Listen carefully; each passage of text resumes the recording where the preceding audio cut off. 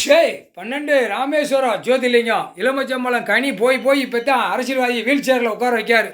தமிழ்நாட்டில் ஒருத்தர் கருப்பு சிவப்பு கட்சி கொடியை தூக்கி சென்னை மெட்ராஸில் ஆண்டு கொண்டே இருக்காங்கன்னா அவனை வீல் சேரில் நாடி கெட்டும் ஒருத்தரவா துட்டு ஒட்டி நாற்காலி சேரில் உட்கார வச்சுட்டாரு. இப்போ நாற்காலி சேரில் உட்காந்து வாசித்து கொண்டே இருக்கான். குழல் ஊதான் கொட்டு மேலே அடிக்கான். நான் இங்கேருந்து வாசித்து கொண்டே இருக்கேன். எல்லா நாடும் எல்லா தமிழ்நாடு முழுவதும் பார்த்துக்கோங்க. ஒவ்வொரு மாநிலமாக நான் இருக்கேன் பார்த்துக்கோங்க. நான் நாடி கெட்டு போட்டிருக்கேன். ஒருத்தரவா துட்டு நெத்தியில் ஒட்டியிருக்கோன்னு கணக்கு விட்டுட்டான்.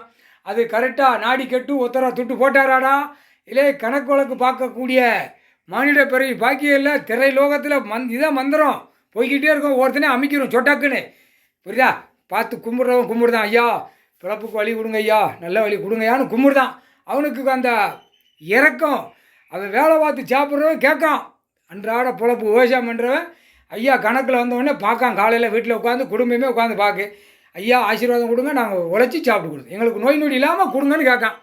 மித்த பேர் 98% நான் பூமியை அழிக்கணும், 2 நாக்கை கடிக்கணும்னு ஓடுதான். எல்லாம் சோழி முடிச்சுடுவார். முக்கால் சாத்தியம் புரிஞ்சுக்கோங்கடா. சென்னை மெட்ராஸில் முதலமைச்சரை நாடி கட்டு போட்டு நாடி கட்டு ஒருத்தரவா துட்டு நெத்தியில் ஒட்டி நாற்காலி சேரில் உட்காந்து வாசிக்கானா விட்டுட்டாரா. இப்போ டெல்லியில் விடுவார். இப்போ ஊடாலப்பட்ட மாநிலத்திலே முதலமைச்சராக இருக்கானா இவனை நாற்காலி சேரில் உட்கார வைப்பார்.